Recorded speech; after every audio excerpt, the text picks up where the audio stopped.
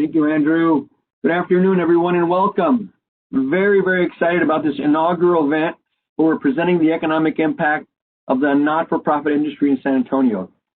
You know, for years, a group of us has been working and talking and thinking and strategizing about the strength and number of incredible not-for-profit organizations in Bexar County, knowing well, of course, that the economic impact of the not-for-profit sector was substantial. And while this project was conceived and started prior to the COVID pandemic, now more than ever, we are witnessing firsthand the critical role these organizations play in our community, and we're anxious to show the industry's economic impact. Not-for-profits have worked harder than ever in 2020 to provide for the needs of our community during the pandemic, and they will still need support and any assistance we can give them. As we celebrate this holiday season, I ask you to remember these organizations, like the San Antonio Food Bank, Haven for Hope, the South Texas Blood Bank, the Salvation Army, and so many more not-for-profits that are meeting our physical, spiritual, medical, and mental health needs. The demand is tremendous, and our giving community is a blessing to all of us. And we say thank you. All right.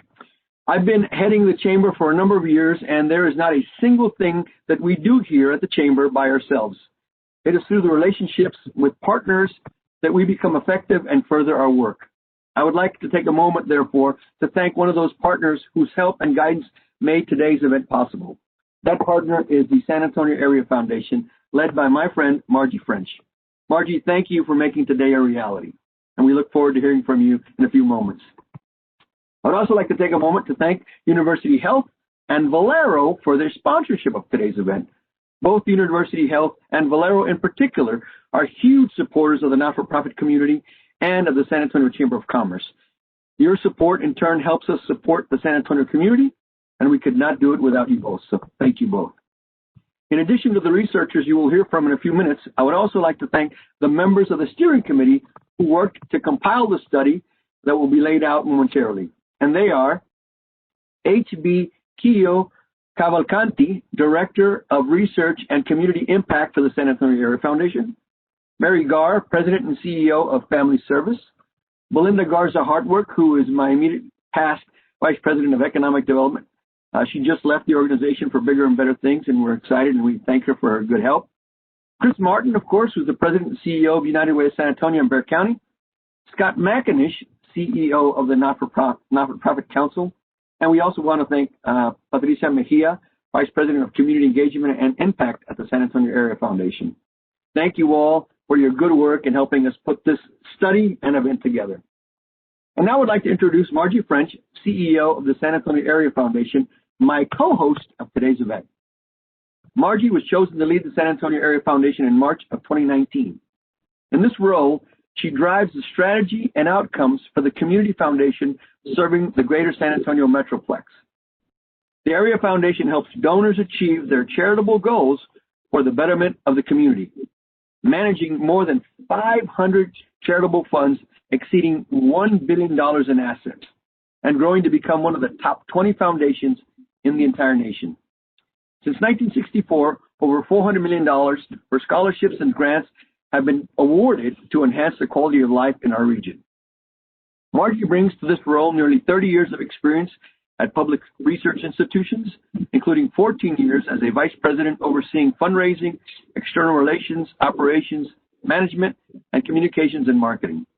She also serves on the board of directors of the Up Partnership and the San Antonio Chamber of Commerce. Thanks, Margie. And with that, Margie, I'll turn the gavel over to you. Thank you so much. Thank you, Richard, for that very kind introduction. I'd like to start by saying how proud we are to support this important study and the partnerships created through this collaborative work. We truly value the opportunity to convene leaders from the public, private, philanthropic, and nonprofit sectors in order to tackle our community's biggest challenges. This study shows that nonprofits are a powerful force in the San Antonio community. By supporting them, we are supporting the resiliency of our city. This research is an important start to track the role nonprofits will play in our community's recovery. And now, to kick off our event, I would like to share a video from Mayor Nirenberg, who couldn't be with us live today, but wanted to send his thoughts on our nonprofit industry.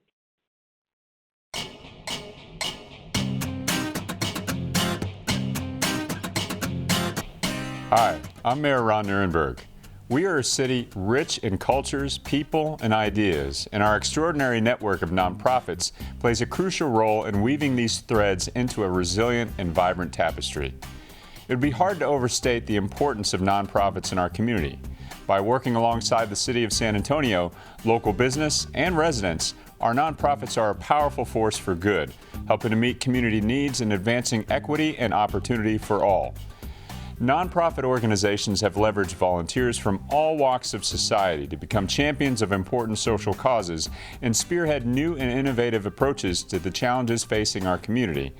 Today, we're looking forward to seeing the inaugural Nonprofit Industry Economic Impact Study launched by the San Antonio Chamber of Commerce and San Antonio Area Foundation. In today's roundtable discussion, we'll delve into the community service and benefits provided by our nonprofits. As mayor, I see firsthand how nonprofits are important partners in helping our community. Sometimes their work and impact are dramatic and widely recognized, such as the San Antonio Food Bank's role during the COVID-19 pandemic. More often, nonprofits toil quietly and without fanfare as they help our city's residents improve their lives in less visible ways, such as teaching financial literacy, assisting children and shattered families, buying school supplies, and so much more. The work of nonprofits boosts our community every day in ways that are too easily taken for granted. Your role in highlighting this important sector of our city is welcome and appreciated. Thank you for allowing me to be part of today's event.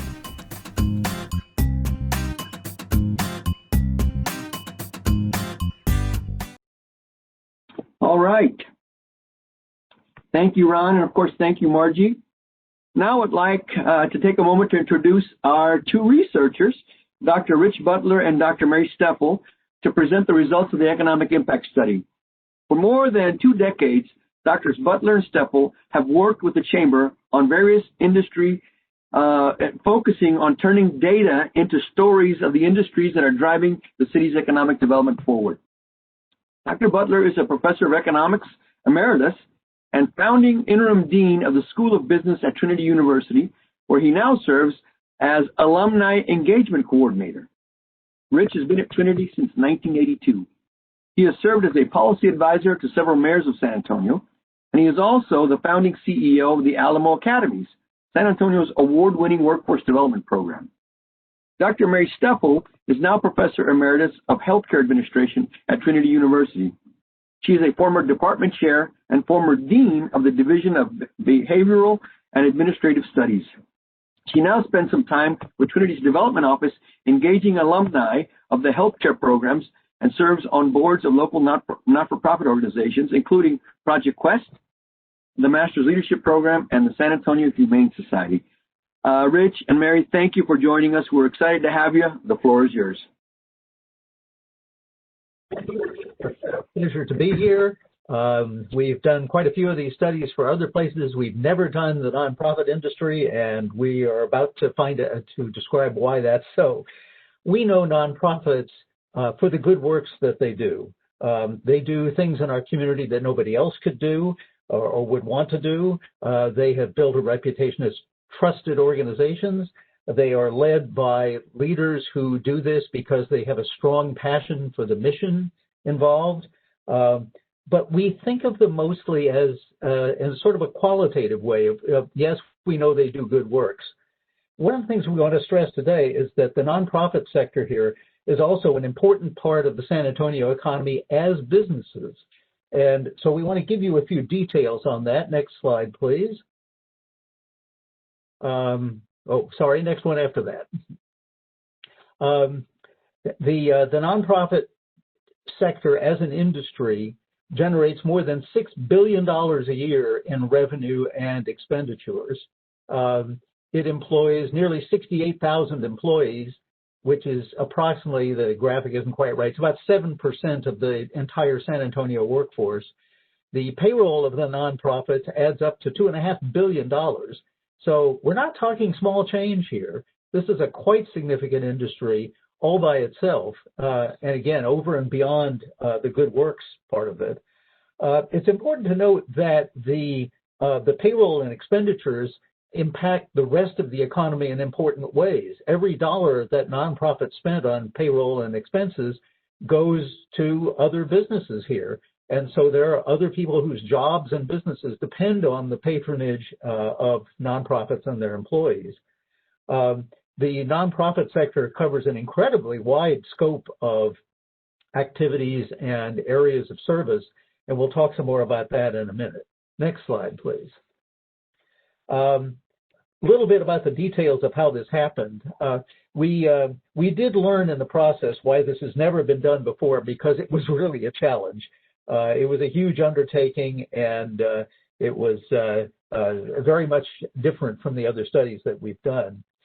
So the first question is, who are the nonprofits here? And we found a database called Tax Exempt World that gave us a list of 12,000 alleged nonprofit organizations in Bexar County. How do you get data on them? The only reliable source of data are the Forms 990 that nonprofits file with the Internal Revenue Service. So it turns out that of those 12,000, only 3,000 allegedly filed 990s. So that cut it down to a quarter of the original sample. But even there, that didn't necessarily mean we could get data on them. A number of the smaller organizations either didn't file at all, or they filed a form called the 990N, which is a postcard form that only confirms that they exist and that they have small revenues, but has no other information about them. So by the time we took out all the ones who didn't file or who only filed the postcard, and then we took out the rather surprising number who were not actually in Bexar County, we were left with 1,731 nonprofits for which we had some data. Well, getting these 990s is a challenge too. You'd think, for example, you could get them all from the IRS. Well, that proves not to be true. And so we wound up having to consult a large variety of sources to track down the 990s for all of these. Important question, how current is the data in the study? Well, the most recent ones we could get were for the year 2018.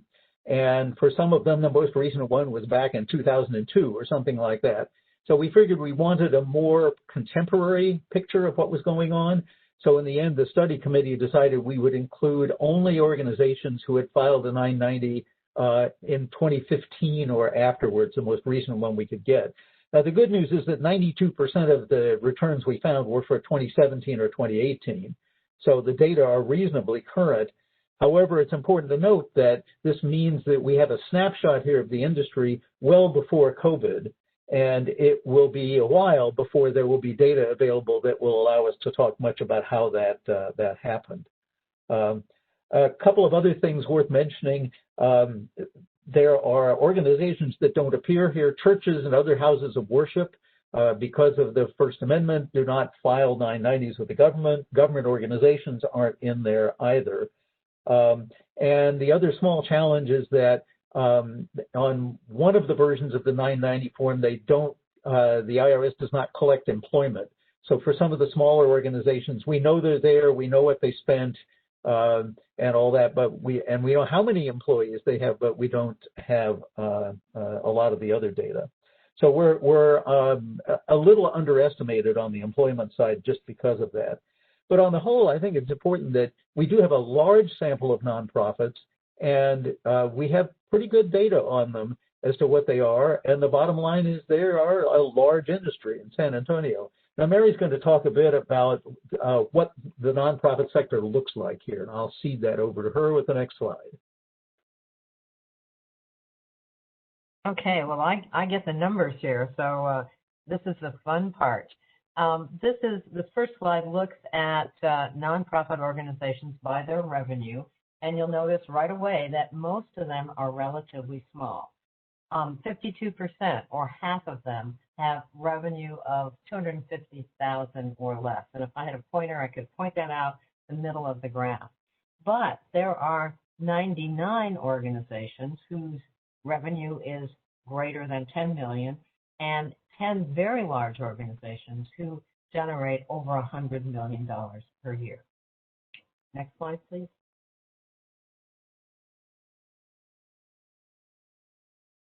Next slide. There we go. Employees in these organizations, as you can imagine, they correlate to the revenue stream. I think what's of interest is that there are 1,047 who have no full-time employees. These are volunteer-run organizations, or they're run by employees who are less than full-time. And I think that that's a real strength in this community and something that is important to be aware of that. On the other hand, at the other end of the scale, there are 26 nonprofits that employ 500 or more. Next slide. Okay, this looks at the type of nonprofit organization. One of the things we equate nonprofits with tax exempt. Nonprofit organizations do not pay taxes. Well, why don't they pay taxes? They don't pay taxes because they provide some kind of benefit to the community. There are something like 27 different classifications of nonprofit organizations. The most prevalent, the one we hear about most often, is the C3 organization. And you'll see that in our database, 80% plus of these organizations were C3s. These are charitable, religious, or educational organizations whose mission is charitable, religious, or educational. The Nonprofit Council is here. ArtPace, private universities are in this area. Little League, and a variety of other kinds. C4s are civic leagues, social welfare organizations. United Way falls here, as does the San Antonio Area Foundation. C6, chambers of commerce and other or business leagues fall there, so the Greater San Antonio Chamber, the San Antonio Chamber, and the affiliated chambers would fall into this classification. And then there's a mishmash of other organizations, veterans, life insurance associations, fraternal organizations, and more that fall into those other 23 or 24 categories of C status. Next slide, please. The National Taxonomy of Exempt Organizations provides codes to all nonprofits, NTEE codes. And we were able to, there are many of these, that we were able to lump them into a series of meaningful categories that you can see on this slide. Human services is the most prevalent, 28% of the organizations fell in this. One of the things that I'll draw your attention to is healthcare. It's only 7.7% in this community. Part of that is probably because so much of the large healthcare providers in this community are either for-profit organizations or the county facility, the tax-supported organizations, which are not technically nonprofit. Okay. At the very bottom, 6.6% is science and technology or social services. Call your attention there because when we're post-COVID, this might be an opportunity area. We talk so much about the need for STEM education, but we look at the small number of organizations, nonprofit organizations in this space. Again, an opportunity perhaps in the future. Also, one of the things Rich mentioned, there are no churches in this. They're not included in the database. Okay, next slide. Since human services was the biggest category, we thought we'd just enumerate what all falls under there. General human services is a wide range, anything from the Assistance League to Girls Inc. to community centers and much, much more. Housing and shelter, public societal benefit organizations, youth development, organizations that promote employment, job training, crime and legal related, food, agriculture, and nutrition. Next slide. Okay, we've given you a lot of numbers, but to sort of sum up, as Rich mentioned, the nonprofit industry is really an important part of the San Antonio community. It meets community needs, it promotes equity, and it provides economic benefit. It provides a whole lot of jobs. These organizations, as has been noted, are playing a key role in the present crisis and will continue to promote equity and livability in the city in the future. The current study, we think, establishes a baseline.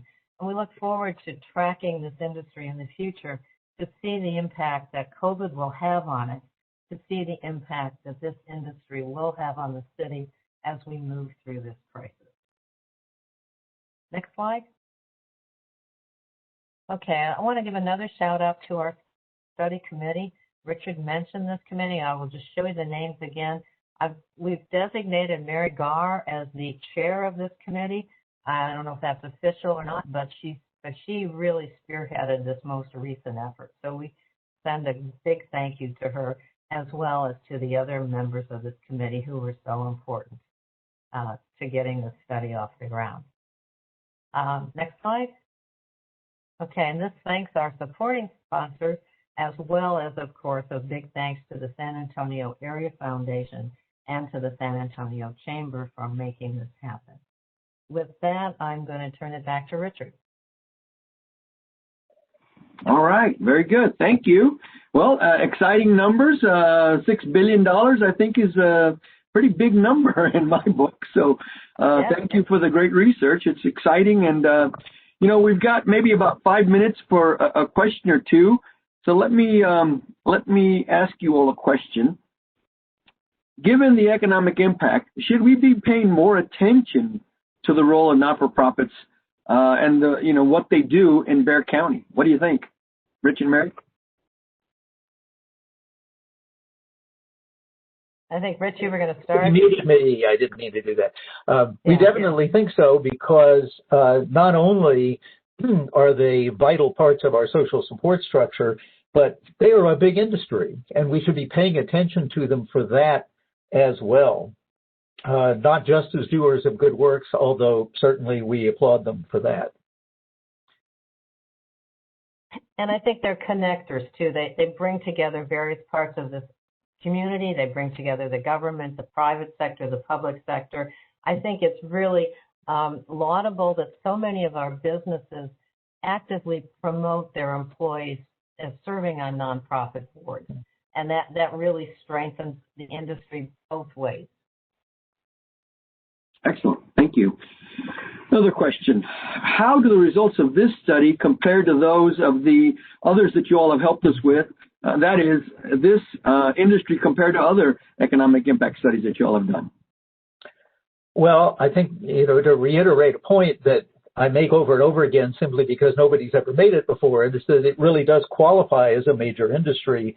And if you look at some of the other studies, the nonprofit sector employs more people than does our manufacturing industry, which is one of our biggest economic impact industries all around.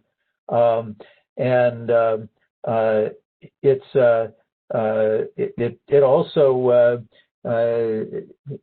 if you think about the size of the economic impact, it's certainly not the size of manufacturing and healthcare, but it's as big as some of the other industries that we banter about.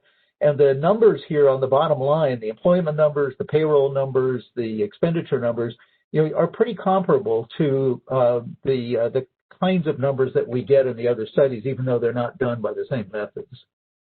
And, one of the things that we might have mentioned before is the value of management in these companies. I mean, sometimes we think that, these are done out of goodwill only. Well, the people running these organizations are professional managers, and they are looking out to make sure that their budgets are, economically spent, that they're lean and mean, and that they also, at the end of the year, they can't maybe use the term profit, but they make sure that revenues exceed expenses so that there is a fund balance for rainy days.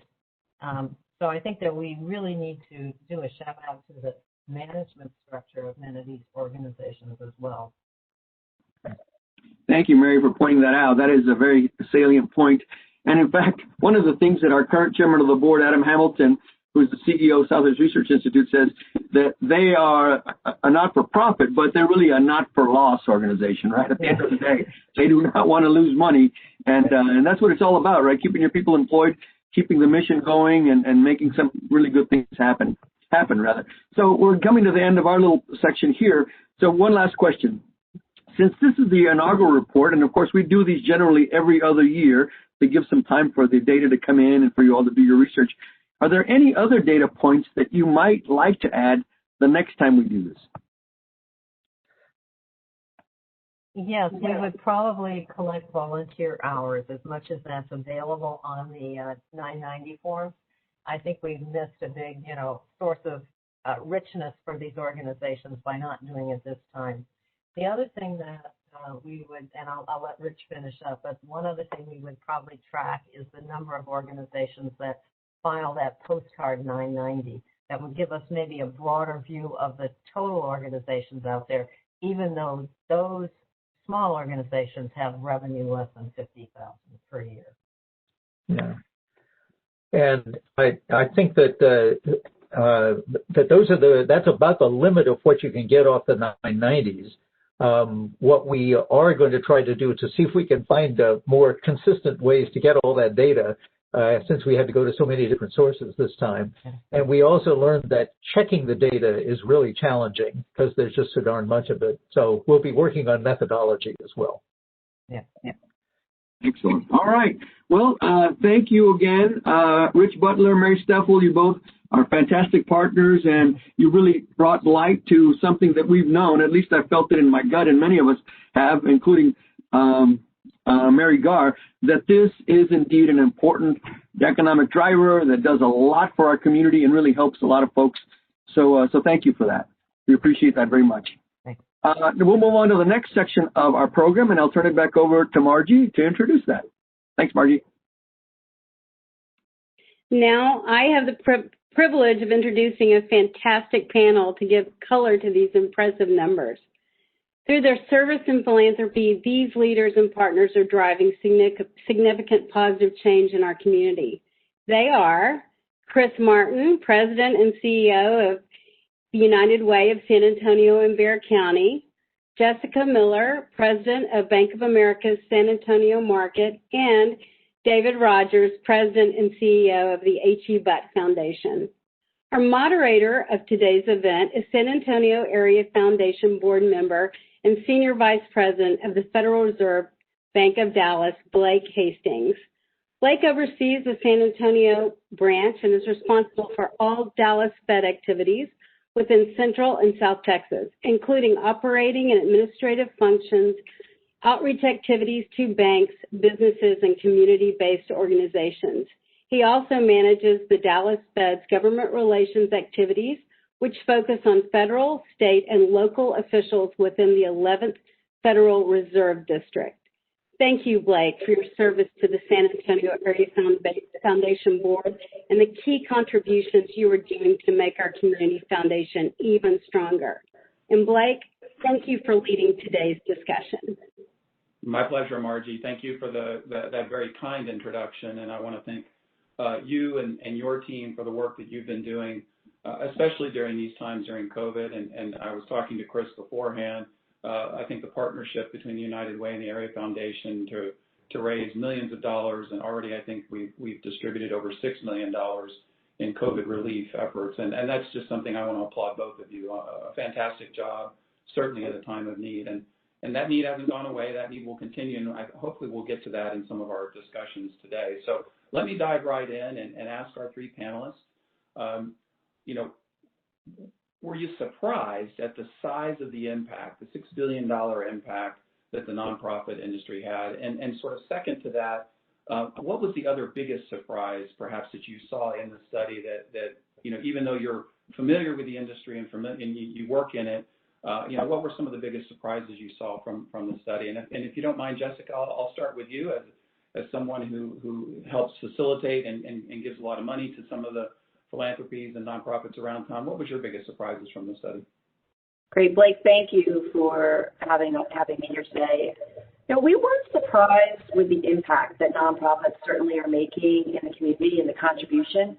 What I am surprised is that communities don't realize how significant the nonprofit industry is and the business impact they have in the community.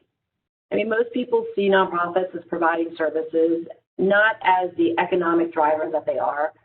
So nonprofits are significant job creators, and certainly as we see, they play a role in stimulating the economy for businesses that they drive. They tend to purchase locally and certainly employ locally. And then their broader contribution to our community in so many indirect ways. So, I think it's important that we advocate and let the community know just how large the economic impact that our nonprofits do have. And David, would you like to go next, please? Sure. Well, I totally agree. Thank you also for having me a part of this. I really appreciate the study and being among each of you, both on the panel and presenting. I think Jessica nailed it. I would totally agree with her. I guess at first I was surprised by the big number, $6 billion, and until Mary, kind of gave the scope of what is included, then I go, okay, that makes more sense to me. To follow up on your second question, what surprised me is the 1/7 of the workforce. That was a bit of a surprise, and I really thought what was a surprise but also very neat about the heart of our city was that 1,047 or so nonprofits had no employees. And what does that say? I mean, it says the people that are doing some great work all have a heart and a mission and a vision to carry San Antonio into a better place. What were your surprises? And thanks for the opportunity to share with everyone. For me, I think certainly the revenue was a bit of a surprise. $6 billion is a huge number in our community, but the number of them, despite having 1,000+ organizations that did not have employees, the fact that we had 68,000 people employed in this community that are employed by nonprofits was big. It really goes to show.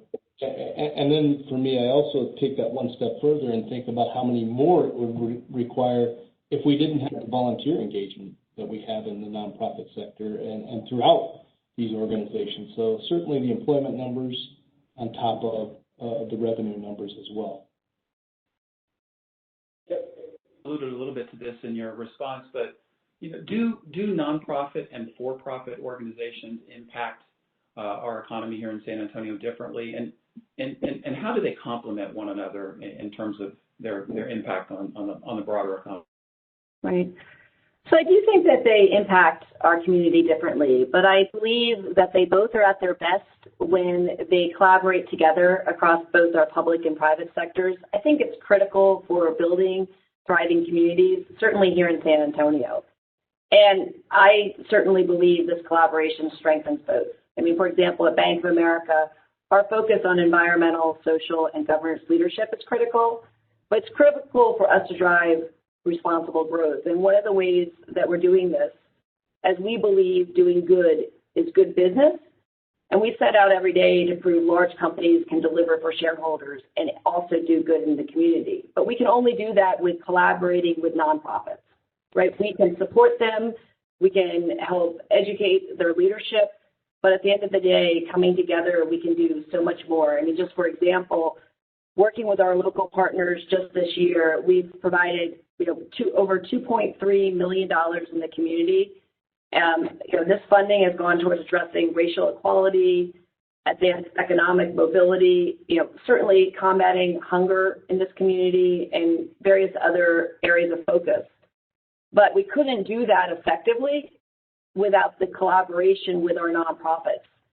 And I think also beyond just the monetary contribution, certainly, and the coaching and education for some of our nonprofits, we also dedicate in-kind donations. For example, we pushed out over 180,000 masks.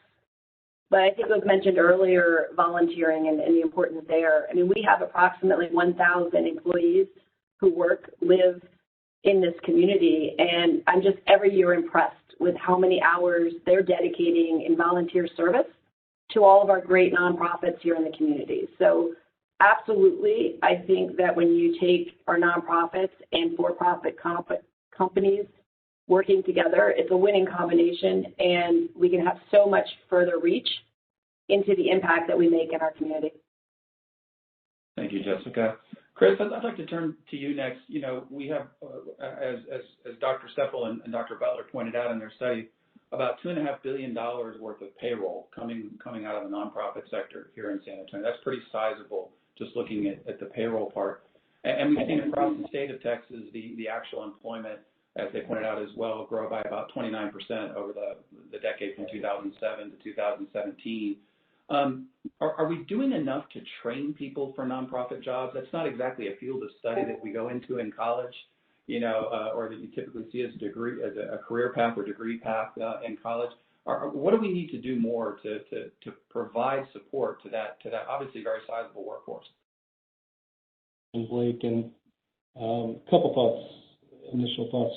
First and foremost for me, we probably need to ask and answer the bigger question of what do we see the purpose and role of nonprofits being in each of our communities as we go forward, and what does that look like? I think if we can define purpose and role for the nonprofit sector, it will help better define what those needs are from a training perspective, and not to mention the size of the workforce that will be required. As I think about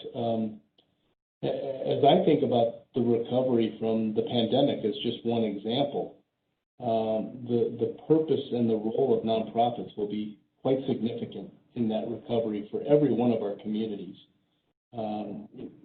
Attracting business is critical to every community, but equally important is to make sure that there are strong people that live in those communities and healthier people that live in those communities, so that as business attraction happens, we have people that are prepared to take jobs. There's an educated workforce. They are healthy, they are strong, and families are strong. So, do we need to train more people? Probably, as we go forward. Probably need to think about what that looks like. And I would also even make the argument that not only do we need to train more people, but we also need to find ways to train great leaders within the nonprofit sector. Great leadership can go a long way in strengthening nonprofits and the work that they do. So, kind of all of that coming together will be critical as we go forward. Yeah, I think that's a fantastic point about leadership. And I think, in fact, that was something that I think Dr. Butler pointed out quite rightly. Dr. Stefl actually made this comment that, we have to look at the leaders of nonprofits. These are executives, they're professionals. I headed up a nonprofit for about 11 years myself, and so I can relate to the work that goes into that. You are running a business. There's no doubt about it. So that's a great point. David, a question for you. So kind of related to the question for Chris, with 80% plus of the number of nonprofits in San Antonio having fewer than 10 employees, many of them zero, as you pointed out before, are we doing enough to provide technical support and capacity building to nonprofits, particularly those that are less than $50,000 a year or less than $100,000 a year? Are we doing enough there? Is there more that could be done?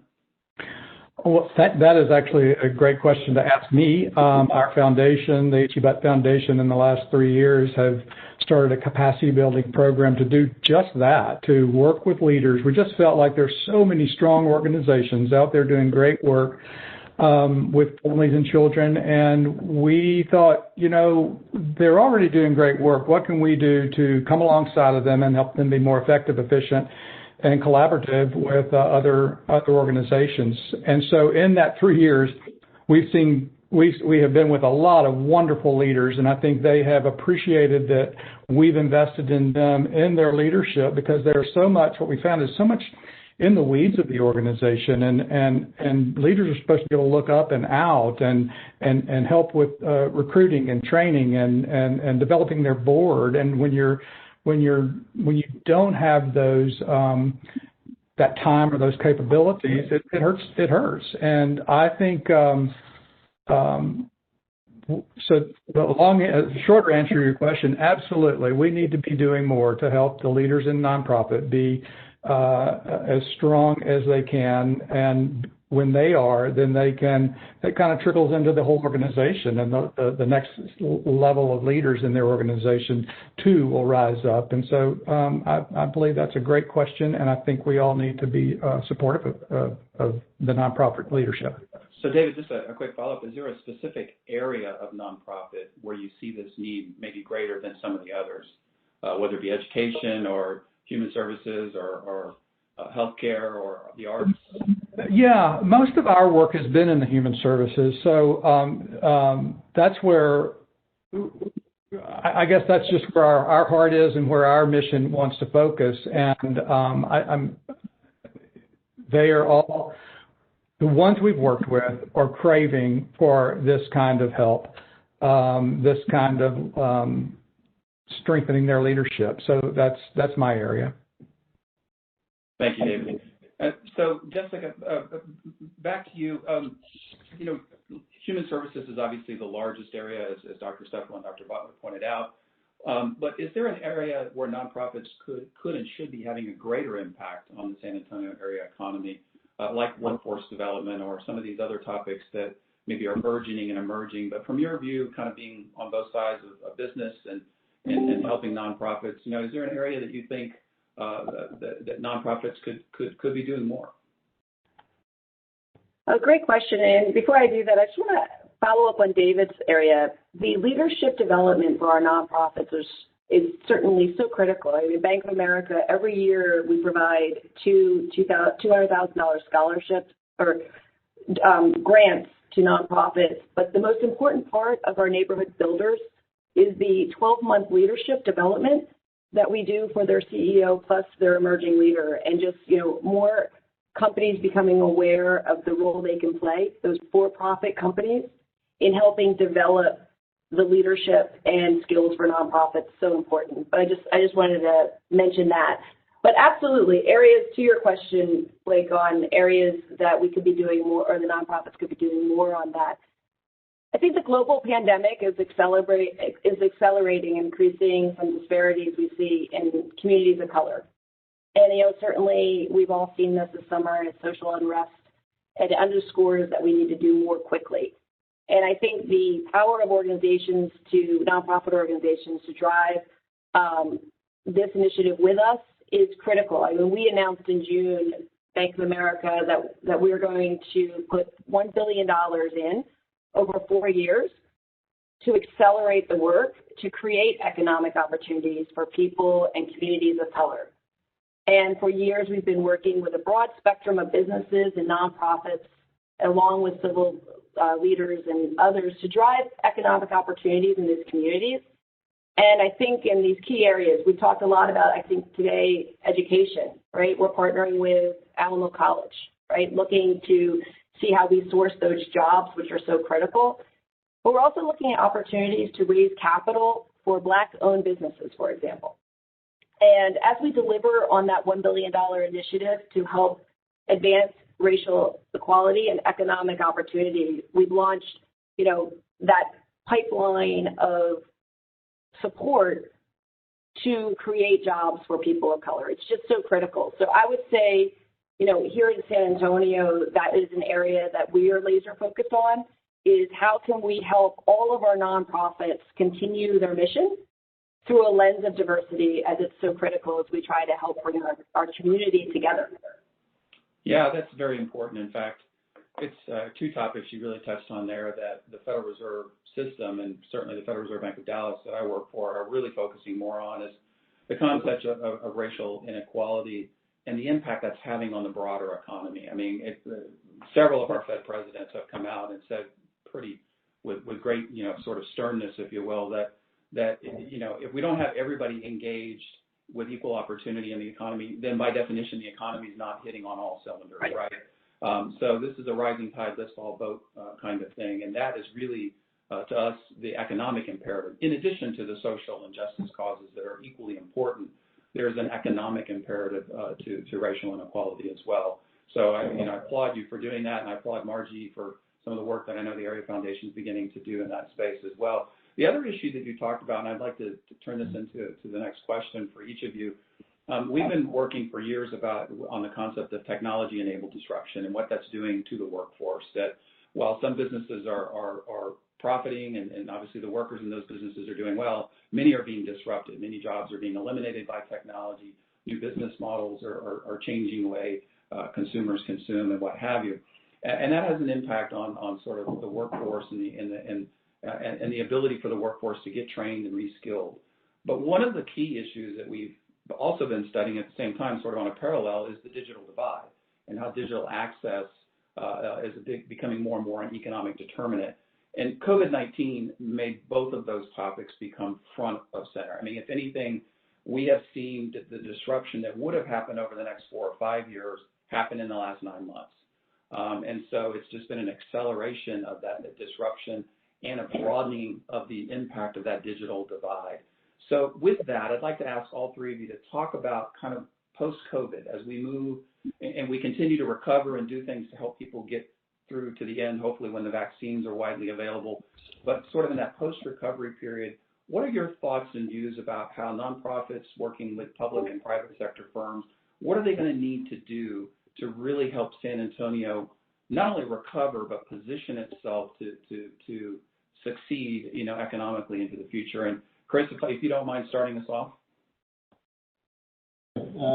Happy to do so. Well, first and foremost, as somebody that's somewhat new, I'll still claim somewhat new to the San Antonio community, having been here only a couple of years, I do think that we all need